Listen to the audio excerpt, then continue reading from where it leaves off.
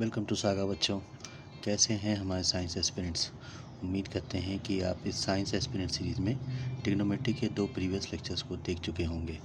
इन lectures के links आपको description box में मिल जाएंगे बच्चों। आज हम शुरू करने वाले हैं वेक्टर्स।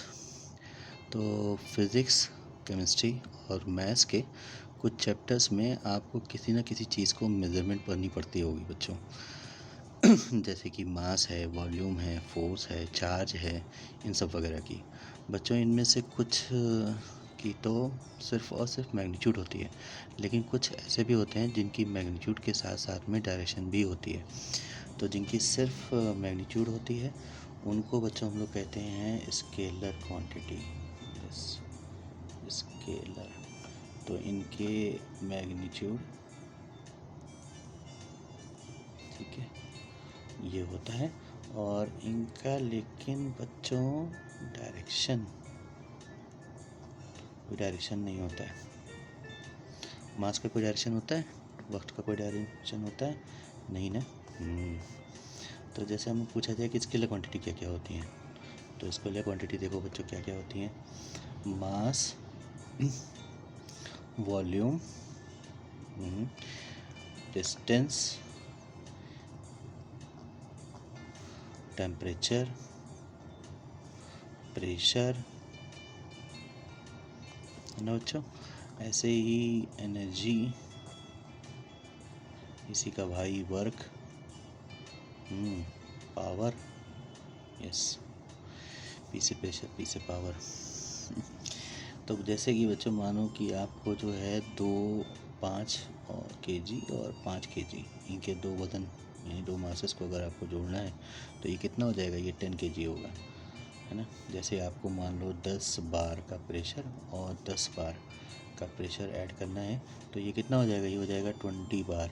यस, लेकिन अगर यहीं आपको हम बात करें वेक्टर क्वांटिटी की तो देखो यहाँ पर आपको सरप्राइजिंग रिजल्ट मिलेंगे। तो पहली बात तो मैग्नीट्यूड बच्चों इसका होता है, डायरेक्शन भी इसका होता है। एग्जाम्पल्स तो देखें अगर हम, तो ये हो जाएगा फोर्स, सबसे बढ़िया एग्जाम्पल। और आप फील्ड पढ़ने वाले हो, इलेक्ट्रिक फील्ड, ठीक है, वगैरह, और मैग्नेटिक फील्ड, ये सब के सब वेक्टर क्वांटिटीज होती है बच्चों। टॉर्क इसी का भाई फोर्स का, है ना। आईसीएससी बोर्ड वाले पढ़े होंगे और सीबीएसई बोर्ड वाले पढ़ने वाले हैं। तो नेक्स्ट है बच्चों डिस्प्लेसमेंट। थोड़ा सा ही फ़र्क है डिस्टेंस और डिस्प्लेसमेंट में। पोजीशन बच्चों, चलो यहाँ टॉर्क भी लिख ही लेते हैं, जब इतनी जगह ले ली तो हम लोगों ने। वेलोसिटी, एक्सेलरेशन, इनके बारे में आप खूब सारा काइनेमेटिक्स में पढ़ने वाले हो, फिज़िक्स में, इसीलिए इनकी बेसिक्स आपको क्लियर कर रहे हैं। मोमेंटम बहुत जगह पढ़ोगे आप। और एग्जांपल देखते हैं बच्चों। तो मानो कि 5 न्यूटन का एक फोर्स है और 5 न्यूटन का दूसरा फोर्स है, इनको जोड़ोगे तो आंसर 10 न्यूटन भी आ सकता है ना। आंसर 0 न्यूटन भी आ सकता है, आंसर 5 न्यूटन भी आ सकता है, आंसर कुछ भी आ सकता है। कैसे? तो यही तो देखना है कि कैसे दो चीज़ों को, वेक्टर क्वांटिटी को जोड़ते हैं, ठीक है, और अलग अलग कंडीशन में उनकी अलग अलग आंसर आते हैं। कैसे आते हैं, कैसे जोड़ते हैं, ये सीखना है। तो चलो बच्चों स्टोरी एक सुनते हैं, उसके थ्रू आपको आई होप कि आपको ये वेक्टर समझ में आएगा।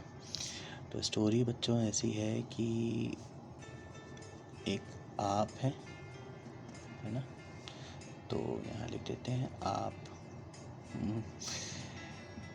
ये बना भी दिया आपको, ठीक है, और आपको डिनोट कर दिया ए से, ठीक है। एक आपका दोस्त है, फ्रेंड, ठीक है, ये दोस्त को भी बना दिया हमने, ठीक है, और इसको बना दिया हमने, डिनोट कर दिया बी से। तो आपका जो बहुत करीबी एक दोस्त होता होगा बच्चों, जिसको आप कहीं ना कहीं उसके साथ कहीं जाना होगा तो उसी के साथ जाओगे। मानो पढ़ने आना है, ठीक है, कहीं जाना है, घूमने जाना है, तो उसी के साथ सब जगह जा रहे हो, तो उसी की स्टोरी सुन रहे हैं हम लोग। एक और करेक्टर आएगा बच्चों इस स्टोरी में, सरप्राइज़ है आपके लिए, सोचते रहिए जब से। तो यहाँ मान लीजिए कि आप, एक सिचुएशन है कि आपका घर यहाँ, और आप अपने घर से अपने दोस्त के घर गए, ठीक है। कितना दूरी है 100 मीटर, जाने में लगा आपका वक्त 10 मिनट। तो चलिए कुछ सवाल पूछते हैं आपसे। सबसे पहले मुझे बताओ बच्चों कि डिस्टेंस ट्रैवल्ड ये कितना होगा आपका, इसे डिनोट करते हैं बच्चों ऐसे। तो ये आपका हो जाएगा इस केस में बच्चों 100 मीटर, है ना। और अगर मैं पूछूं आपसे कि बताओ टाइम ट्रैवल्ड, है ना, तो कितना वक्त गुजरा आपको इस सब में, यहाँ से यहाँ जाने में, तो आप बताओगे कि ये है हमारा 10 मिनट। तो देखो बच्चों दोनों ही स्केलर क्वांटिटी है। फिर मैं आपसे पूछूं कि अब मुझे बताओ वेलोसिटी कितनी होगी।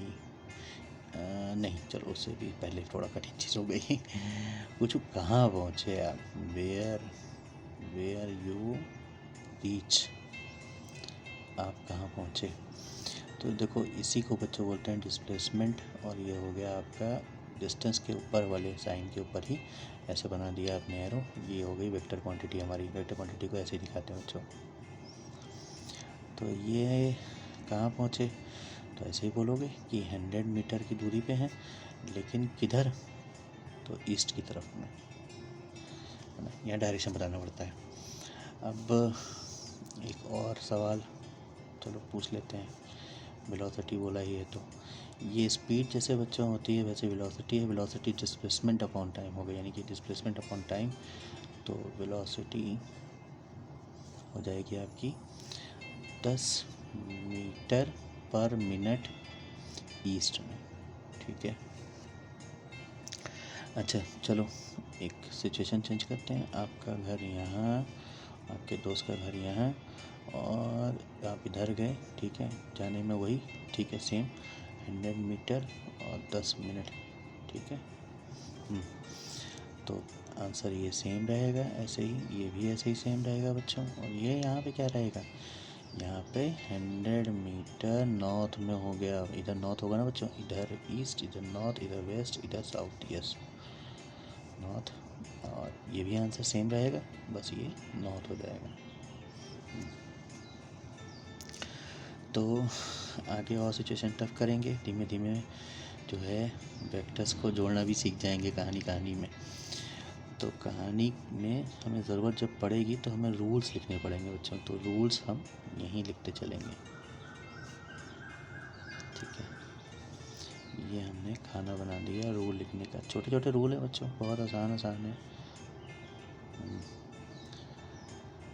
तो यस, रूल्स में भी दो छोटे छोटे रूल्स हैं, आसान बहुत, दो थोड़े से कठिन है। तो लेवल 1 वाले रूल को जानने की ज़रूरत पड़ गई अब। तो अब कहानी में एक नए पर्सन की एंट्री होगी, वो हूँ मैं, यस आपके सर, ये लो लिख दिया सर, ठीक है, सर को भी बना दिया और इनको डिनोट कर दिया हमने सी से, ठीक है। तो चलो अब यहाँ पे हम लोग 5 स्टोरी सुनेंगे बच्चों, तो इसको डिवाइड करते हैं, 1 2 और 3, थोड़ा ज़्यादा हो गया, इधर इधर इधर और इधर, यस। तो चलो बच्चों, तो सबसे पहले हम आपको जो सवाल पूछने वाले हैं उसको लिखेंगे इस कैटेगरी में, और यहाँ पे हमने बनाया आपका सिचुएशन नंबर 1, और यहाँ हमने बनाया सिचुएशन नंबर 2,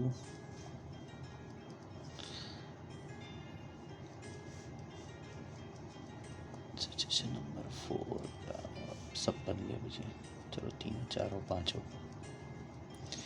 तो क्या है सिचुएशन, तो पहली सिचुएशन कुछ ऐसी है कि आपका दोस्त जो है वो स्पोर्ट्स खेलने वाला है और तैयार नहीं रहता पढ़ने के लिए। तो आपको मानो हमारे पास पढ़ने आना है, तो आपने पहले क्या करना पड़ेगा, पहले अपने दोस्त के पास जाना पड़ेगा, उसे रेडी करना पड़ेगा, और फिर अपने दोस्त को लेकर के वापस मेरे पास आना पड़ेगा। बड़ा गड़बड़ है, सीधे सीधे भी आ सकते थे पर दोस्ती भी तो निभानी है। तो यहाँ पर हो गया 100 मीटर, सेम वही टाइम है ना, 10 मिनट। और बच्चों यहाँ पर वैसे ही है तो यहाँ पे 50 मीटर आए आप वापस, ठीक है। तो कितना टाइम लगेगा, ये सेम स्पीड के साथ देखा जाए तो 5 मिनट लगेगा। तो अब मैं सीधे सीधे आपसे पूछता हूँ कि बताओ आप कहाँ पहुँचे। सोचिए सोचिए सोचिए, यानी कि आपका डिस्प्लेसमेंट कितना हुआ। तो डिस्प्लेसमेंट बच्चों हो जाएगा इस केस में 100 minus 50 is equal to 50 metre किधर, ईस्ट में। देखो अब इसमें हो कि नहीं यहाँ के रिस्पेक्ट में।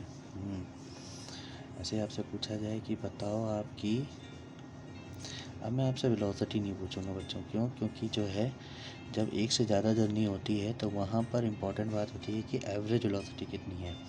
बाकी इन डिटेल तो बता ही दोगे कि इस केस में इस भी सेम वही वेलोसिटी है, कितनी 10 मीटर पर मिनट पर ईस्ट में है, और इस केस में वेस्ट में है। लेकिन एवरेज वेलोसिटी कितनी होगी, तो उसे देखो बच्चों ऐसे लिखेंगे एवरेज। तो डिस्प्लेसमेंट कितना हो गया, टोटल डिस्प्लेसमेंट इतना, उसको टोटल टाइम यानी 10 मिनट और 5 मिनट यानी 15 मिनट से डिवाइड कर दिया, तो ये आ जाएगा 3.33 मीटर पर मिनट किधर, ईस्ट डायरेक्शन में। इसका भी डायरेक्शन बताना पड़ेगा, वेक्टर क्वांटिटी है, यस। अब नेक्स्ट सिचुएशन की, आपका घर यहाँ, दोस्त का घर यहाँ, आपको उसको लेकर के ही पहुँचना है, और अब आप पहुँच गए यहाँ। तो चले 100 मीटर, फिर चले 100 मीटर, पर ये रास्ता थोड़ा छोटा था। चलो दोस्त के लिए इतना सेक्रीफाइस बनता है। तो अब पूछा जाए कहाँ पहुँचे, तो बच्चों ये ट्रिग्नोमेट्री पाइथागोरस थ्योरम लगाइए आप, तो ये आ जाएगा कितना, तो आ जाएगा 100√2। किस तरफ, किस डायरेक्शन में, तो देखो दोनों साइड बराबर है, इस ट्रायंगल है, ये 90 डिग्री है, तो ये 45 यानी कि π/4। तो ऐट π/4 किसके रिस्पेक्ट में, एक्स एक्सेस के रिस्पेक्ट में या इस डायरेक्शन के रिस्पेक्ट में। बच्चों जनरली हम लोग एक्स एक्सेस के रिस्पेक्ट में ही बताते हैं कि डायरेक्शन क्या है। और इसकी एवरेज वेलोसिटी कितनी हो जाएगी इस केस में, तो इसी को अगर आप टाइम से डिवाइड कर दीजिए, यानी कि 10 मिनट यहाँ 10 मिनट यहाँ, यानी 20 मिनट से डिवाइड कीजिए, तो आंसर आ जाएगा 5√2। थोड़ा समझने में अगर दिक्कत हो तो पॉज करके, रोक करके, सोच के तब फिर आगे बढ़िए। फिर अब तो चलो यहाँ पे तो मज़े में एक रूल भी समझ में आ गया। देखो क्या है, चलो अभी पहले 3 रूल हो गए हमारे, है ना, पढ़ाई में मज़े में। तो अगर मानो कि एक वेक्टर इधर है और एक वेक्टर इधर है, मैं वेक्टर को इधर यहाँ लिख रहा हूँ, देखो मानो F1, ठीक है, और इसके ऊपर ऐसे लगा दिया और ये F2 लगा दिया ऐसे, तो बच्चों इनका रिजल्टेंट किधर हो जाएगा, ऐसे, है ना, F1 प्लस F2, और इस केस में इनका मैग्नीट्यूड जुड़ जाएगा, ठीक है। यानी कि अगर ये 5 न्यूटन है 5 न्यूटन, तो ये जुड़ जाएगा। लेकिन अगर ऐसा हुआ, ठीक है, हम यहाँ पे लिख देते हैं मैग्नीट्यूड ऐसा, ये मैग्नीट्यूड है बच्चों, ठीक है। लेकिन अगर ऐसा हुआ कि एक फोर्स इधर लगा F1 और एक इधर लगा उल्टे डायरेक्शन में, ठीक है, तो दो अपोजिट डायरेक्शन के वेक्टर होंगे, तो उनका रिजल्टेंट क्या होगा, तो ये हो जाएगा, जो बड़ा होगा उसमें से छोटा वाला माइनस कर देंगे। हमारे मान लेते हैं कि F1 F2 से बड़ा है, ठीक है, मान लेते हैं F2 greater less than F1, yes. तो इस केस में आंसर आएगा हमारा F1 माइनस F2। इसका मतलब होता है मैग्नीट्यूड बच्चा, तो हम मॉड लगा देते हैं ना। हाँ, तो तीसरा रूल क्या है कि मान लो कि आप एक वेक्टर ऐसे है एक वेक्टर ऐसे है, तो इसका सम कितना हो जाएगा, तो जैसे हाइपोटेन्यूज निकालते हो, ठीक है, वैसे हो जाएगा, ठीक है। यानी कि अगर हम इसे y लिखें, इसे x लिखें, तो r² यानी कि इसका रिजल्टेंट r जो होगा उसका मैग्नीट्यूड हो जाएगा। जब हम कुछ ना लगाएं बच्चों, तो ऊपर समझ लीजिए इसके मैग्नीट्यूड की बात हो रही है, तो x² यानी कि इस डायरेक्शन कितने चले उसका मैग्नीट्यूड का स्क्वायर प्लस y का स्क्वायर, ठीक है।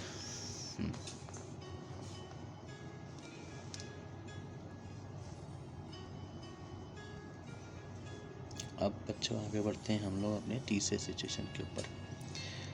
नहीं, कितने पढ़ लिए, 1 2 3 4, 5वां हो गया। चलो इसको तो बेसिक है, इन्हीं को गिनते हैं, 5 में से तीसरे पे पहुँचते हैं। तो आपके यहाँ उसके दोस्त का घर यहाँ, कोचिंग है यहाँ, यानी सर है यहाँ, ठीक है। यहाँ भी ऐसे ही है 100 मीटर 100 मीटर। तो अभी ये ज़रूरत पड़ेगी कि आप ये किस डायरेक्शन में, तो मान लो कि इसके और इसके बीच का एंगल जो है ये थीटा है, ठीक है। और थीटा की वैल्यू कितनी है, थीटा की वैल्यू कुछ भी हो सकती है, π/6 हो सकती है, कितना भी हो सकता है। तो अब अगर हमें पता करना है कि अभी आप कहाँ पहुँचे, तो ये कैसे पता करेंगे। तो इसी के लिए रूल बच्चों यहाँ पर है, कुछ नहीं यही रूल लगाएंगे। तो कैसे लगाएंगे बच्चों, देखो। तो अगर मानो कि ये ऐसा है और ये ऐसा है, ठीक है। तो इसको हम दो लाइनों में तोड़ सकते हैं। बताओ, अभी हमने पढ़ा ना कि ये क्या होगा, ये इन्हीं इसका स्क्वायर प्लस इसका स्क्वायर ये हो जाएगा, यानी इन दोनों वेक्टर का सम ये है। तो इस वेक्टर के बजाय हम ये दोनों वेक्टर बना दिए हमने, बस हो गया काम। तो ये हमारा रिजल्टेंट, ठीक है। इसकी वैल्यू कितनी हो जाएगी, तो इसकी वैल्यू हो जाएगी r² = तो मानो मैंने इसका नाम दे दिया p, इसका नाम दे दिया q। तो बच्चों ये हो जाएगा आपका q sin थीटा, और ये हो जाएगा q cos थीटा, होगा ना। परपेंडिकुलर अपॉन हाइपोटेन्यूज, यानी q = sin थीटा। तो sin थीटा को अगर हाइपोटेन्यूज मल्टीप्लाई कीजिए तो परपेंडिकुलर ये आ जाएगा q sin थीटा, इसी तरीके से बेस आ जाएगा q cos थीटा। तो r² हो गया बच्चों हमारे पास ये वाला कंपोनेंट, यानी कि x डायरेक्शन में देखो क्या है, p + q cos थीटा इसका स्क्वायर प्लस, ठीक है, q sin थीटा का स्क्वायर। तो ये कितना हो जाएगा, ये हो जाएगा r² बच्चों p² + q²। ट्रिग्नोमेट्री पढ़ा होगा आपने, तो ये भी समझ जाएंगे कैसे आया, ठीक है। 2p cos theta. तो बेसिकली बच्चों इसमें से q² theta, q² sin theta plus होकर के सिर्फ q² बच गया, cos का थीटा प्लस sin का थीटा 1 होता है। और इसके केस में अगर हम इसका डायरेक्शन पूछें अल्फ़ा, तो देखो कुछ नहीं, tan α = ये परपेंडिकुलर यानी q sin थीटा, ठीक है, अपॉन ये बेस यानी कि p + q cos थीटा, ठीक है, q cos थीटा। यस, लेकिन जो है बच्चों थोड़ा सा टिपिकल लग रहा होगा, घबराओ नहीं, हम ये रूल यूज़ नहीं करेंगे सब जगह, हम इसी रूल को सब जगह यूज़ करेंगे। आखिरकार ये भी तो इसी से निकला है। तो इस चीज़ का सिचुएशन को यूज़ कीजिए बच्चों, और आप लोग ट्राई कीजिए। तो देखिए इसका आंसर आएगा 100√3 और एंगल हो जाएगा एट θ/2। सोचिएगा कैसे। और इसकी वैल्यू कितनी हो जाएगी, v एवरेज। तो इसके केस में इसी को डिवाइड कर देंगे टाइम से 20 से, सेम। तो 5√3 एट θ/2। कुछ नहीं करना बताओ, v और q की जगह पे ना आपको 100 पुट करना है, तो आपका आंसर आ जाएगा। cos थीटा की वैल्यू कितनी हो जाएगी, तो थीटा की वैल्यू, हाँ थीटा की वैल्यू चलो देख देते हैं। यहाँ पे थीटा की वैल्यू ले लिया हमने 60 डिग्री, यानी कि π/3। यस, क्योंकि बगैर इसके आप ये आंसर निकाल ही नहीं सकते। और इसका मतलब कितना हो गया, यानी इसका मतलब हो गया π/6। यस, तो अब आसान देखो यहाँ बच्चों, अब कैसा है वेक्टर में आपको ना सिमेट्री भी देखनी है। मतलब फर्स्ट करो कि अब नेक्स्ट सिचुएशन कि आपका घर यहाँ, आपके दोस्त का घर यहाँ, और कोचिंग यानी कि सर का यहाँ। तो अब आपसे पूछा जाए आप कहाँ पहुँचे, कहाँ पहुँचे, तो क्या बताओगे। तो अब मान लो यही सेम, ये एंगल सब एक इक्विलेटरल ट्रायंगल की तरह है, और ये π/3 है, यानी कि 60 डिग्री है, थीटा। तो थीटा = π/3 इस केस में भी।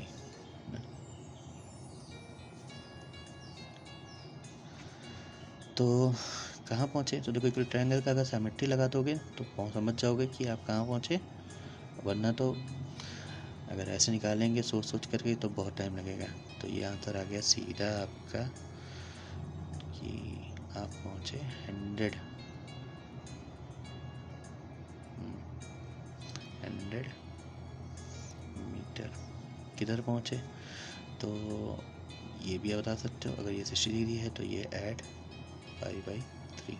हालांकि अब की बार आपके और आपके जो ये वाला आपकी जर्नी है इसके बीच का जो एंगल है ये आपका है 180 डिग्री में से π/3 माइनस कर दीजिए, 60 डिग्री मान कीजिए 120 डिग्री, यानी कि 2π/3 है।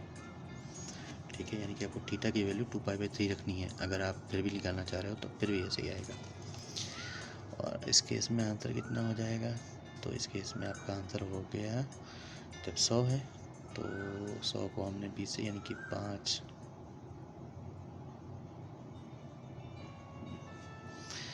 तो 100 को 5 मीटर की डायरेक्शन कितना हो जाएगा, ऐड π/3, 5 मीटर पर मिनट। यस। नेक्स्ट सिचुएशन में बच्चों, मानो कि आप जल्दी से मानो आप यहाँ से चले और आपके बहुत सारे दोस्त हैं, इन सब के पास से होते हुए, ठीक है, आप वापस घर आए। अब कोचिंग नहीं, मेरी कहानी ख़त्म, सब दोस्तों की कहानी। तो वापस ऐसे ही अपने दोस्त को होते हुए यहाँ से यहाँ आ गए, तो बच्चों डिस्प्लेसमेंट कितना हो जाएगा, 0। यस। एवरेज वेलोसिटी कितनी हो जाएगी, 0, क्योंकि डिस्प्लेसमेंट भी 0 हो गया। आप ये क्यों 0 हुआ, जहाँ बोले वहीं पहुँच गए, है ना। ठीक है, ऐसे चले ऐसे चले ऐसे चले। तो चलो इसके और जो है वेक्टर्स के एग्जांपल समझते हैं फोर्स से बच्चों। तो देखो इसी सिचुएशन में मान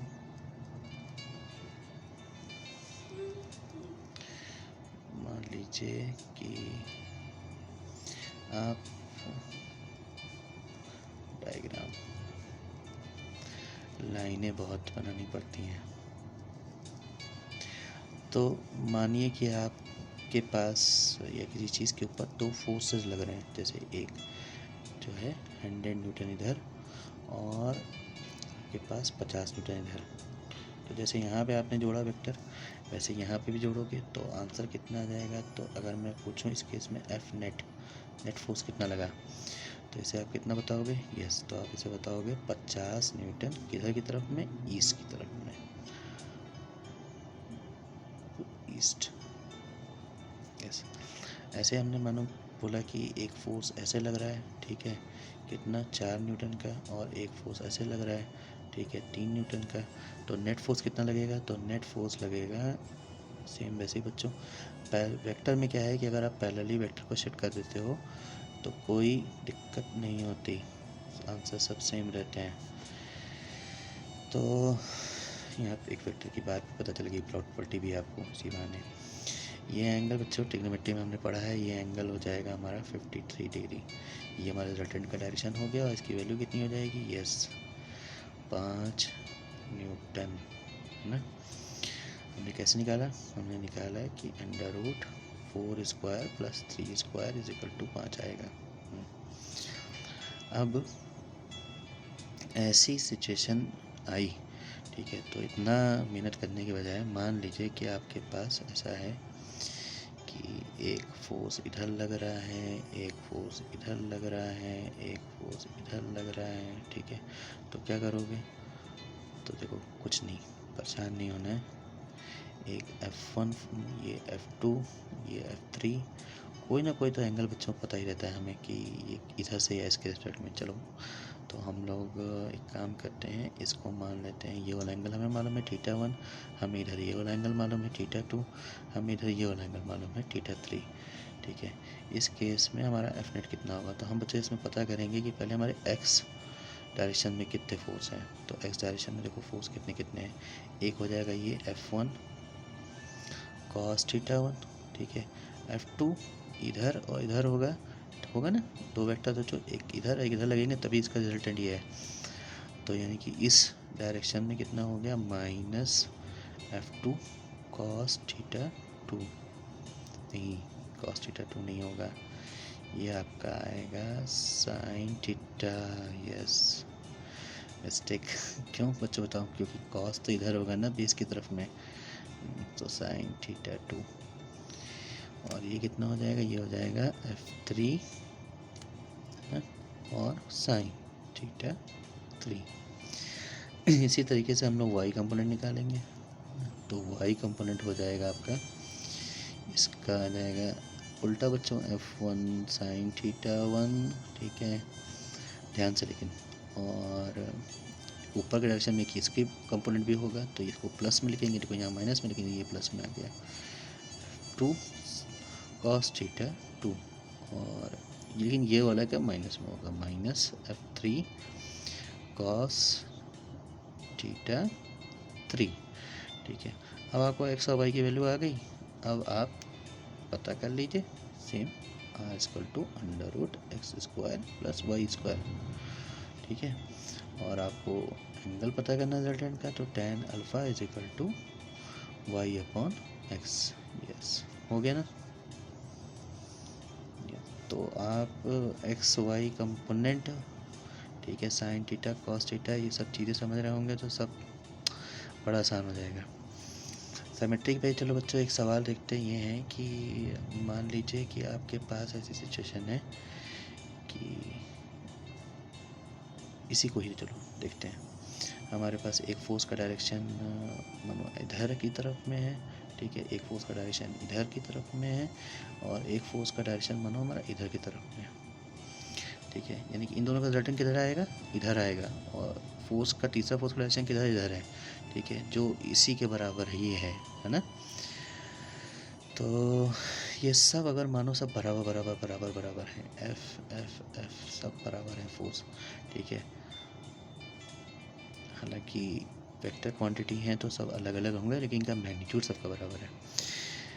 तो इस केस में ऐसे ही मानो सिचुएशन है कि ऐसे फोर्स लग रहा है, ये इधर फोर्स लग रहा है ना। अगर ये एंगल बच्चों 120 डिग्री है और सारे सेम 120 डिग्री हैं, ऐसे ही इसमें ये 120 डिग्री हैं, ठीक है। आप इस मेथड से भी ट्राई करके देखिए, इसका आंसर बच्चों कितना आएगा, एफ नेट 0 है ना। इवन यहाँ तक कि अगर सिचुएशन ऐसी है कि एक छोटा फोर्स ऊपर, एक छोटा फोर्स नीचे, एक बड़ा फोर्स इधर, एक बड़ा फोर्स ऐसे लग रहा है, इस केस में भी 0 आएगा, है ना। चलिए, तो इसमें बच्चों बस ध्यान देने वाली बात एक आपके पास ये है कि जो आपकी एवरेज स्पीड होगी, है ना, वो 0 नहीं होगी, वो देखो कांस्टेंट रहेगी जितनी आपकी स्पीड है। लेकिन एवरेज वेलोसिटी जो है, अगर आप किसी पॉइंट पे निकालते हो, ठीक है, तो पॉइंट पे निकलेगा नहीं, ड्यूरेशन में निकलेगा, तो ड्यूरेशन किसी भी ड्यूरेशन यहाँ से गए तो हर ड्यूरेशन में आपको एवरेज वेलोसिटी अलग अलग मिलेगी, और यहाँ वापस आए हो तब जा कर के आपको एवरेज वेलोसिटी 0 हुई है, ध्यान रखने की बात है। एक और सिचुएशन बच्चों कि अगर मानो आपको किसी इंस्टेंट पे वेलोसिटी पता करनी है, तो यही हम लोग जो है आगे लेक्चर्स में पढ़ेंगे, जब हम लोग डिफरेंशिएशन सुनेंगे तब वहाँ पे हम पता चलेगा कि किसी इंस्टेंट पे ऐसी सिचुएशन में कैसे पता करते हैं कि वेलोसिटी कितनी होगी, ठीक है। तो average speed is equal to constant होगी, लेकिन average velocity is equal to 0 only return to A. बच्चे अक्सर सोचते हैं कि हर केस में होगा, नहीं, जब वापस आ जाएगा तब होगा ऐसा। इसको जगह को छोड़ते हैं बच्चों, कुछ सवाल बनाने के लिए ना, कुछ इम्पोर्टेंट बातें और लिखने के लिए। तो चलिए जल्दी से क्वेश्चन कर लेते हैं कि अगर मान लो कि if a plus b is equal to, इसका मैग्नीट्यूड अगर ए माइनस बी के बराबर है, तो बताओ कि थीटा कितना होगा, मतलब ए और बी के बीच का। तो देखो मानो क्या पूछ रहा हूँ मैं सवाल कि एक वेक्टर ए ऐसे है, एक वेक्टर बी ऐसे है, ठीक है, तो ए प्लस बी आपका हो जाएगा ये ए प्लस बी, ठीक है, ऐसा और ए माइनस बी कैसे होगा, तो देखो बी माइनस बनाने के लिए कुछ नहीं करते बच्चों, इसी को ही नीचे बना लेते हैं उल्टा, ठीक है। तो ये आपका आ गया माइनस बी, इसी बहाने आप नेगेटिव वेक्टर भी बनाना सीखें, और ये आपका आ गया A vector minus B vector, yes. तो ये दोनों बराबर कब होंगे, देखो ये दोनों बराबर देखो इस सिचुएशन में होंगे, ध्यान से देखो, अगर बी जो है वो ए के परपेंडिकुलर होगा, है ना। इस केस में इसकी जितनी वैल्यू होगी, अगर हम नेगेटिव बी बना दें, ठीक है, तो इतनी ही वैल्यू इसकी भी होगी रिजल्टेंट की, मैग्नीट्यूड बराबर होगा, डायरेक्शन अलग अलग होगा, मैग्नीट्यूड देखो बराबर होगा नहीं होगा, तो थीटा यानी कि ए जो है वो परपेंडिकुलर है बी का, इसका मतलब ये है ना। तो सिमेट्री के बच्चों कुछ क्वेश्चंस आसान करते हैं। जैसे मान लो कि थोड़ा इतनी सिमेट्री तो नहीं होगी जितनी यहाँ पर है, इतनी अच्छी सिमेट्री, लेकिन मानो जैसे कि आपके पास दो बॉडी है जो कि छोटी बॉडी के ऊपर ग्रेविटेशन फोर्स लगा रही है, ठीक है, इस डायरेक्शन में और इस डायरेक्शन में, ठीक है। तो नेट फोर्स किस डायरेक्शन में होगा बच्चों, तो इसका रिजल्टेंट निकाला जाए तो एक इधर होगा एक इधर होगा, और इन दोनों का रिजल्टेंट दोनों समअप होकर इधर आएगा, और कितना आएगा, ये हो जाएगा 2f साइन थीटा, जहाँ f एक ये वाला फोर्स है और एक ये f वाला फोर्स है, और थीटा क्या है, थीटा देखो बच्चों ये एंगल है थीटा। अब आप सोचिएगा, देखिए ये थीटा है तो ये थीटा, तो cos थीटा वाले टर्म गायब हो गए और ये साइन थीटा वाले प्लस अप हो गए, है ना। तो सिमेट्री आपको पता है तो सवाल आपका आसान हो जाएगा। ये मास m था, ये मास m था। एक और क्वेश्चन नंबर 3, अगर मान लीजिए कि दो चार्ज हैं, ठीक है, 12th में पढ़ेंगे आप वैसे तो डिटेल में, थोड़ा सा फोर्स की तरह ही देखिए, ठीक, एक या चलो हम इस एक छोटा सा एक चार्ज और है इसके ऊपर, ये फोर्स लगा रहा है इस डायरेक्शन में, और ये फोर्स लगा रहा है इसके पास इस डायरेक्शन में। मान लीजिए ऐसा कब होता है, जब ये प्लस चार्ज होता है माइनस चार्ज होता है। डिटेल में हम 12th में के चीज़ों में पढ़ेंगे इसे। तो इसका रिजल्ट कितना होगा, तो बच्चों देखो ये वाला कंपोनेंट और ये वाला कंपोनेंट हो जाएगा कैंसिल आउट, और ये दोनों प्लस होकर के दोनों के आ जाएंगे 2f cos थीटा। यस, इस बार थीटा क्या है, थीटा ये है ना, देखो है ना थीटा कॉरस्पॉन्डिंग एंगल, और साइन थीटा वाले कैंसिल आउट हो गए, ठीक है। तो चलिए बच्चों, और अगला लेक्चर में बच्चों हम लोग दो वेक्टर्स को मल्टीप्लिकेशन करना सीखेंगे, डॉट प्रोडक्ट और क्रॉस प्रोडक्ट, और होपफुली कि आपका वेक्टर को कंप्लीट करेंगे। थैंक यू सो मच बच्चों, तब तक के लिए आप लोग पढ़ते रहिए।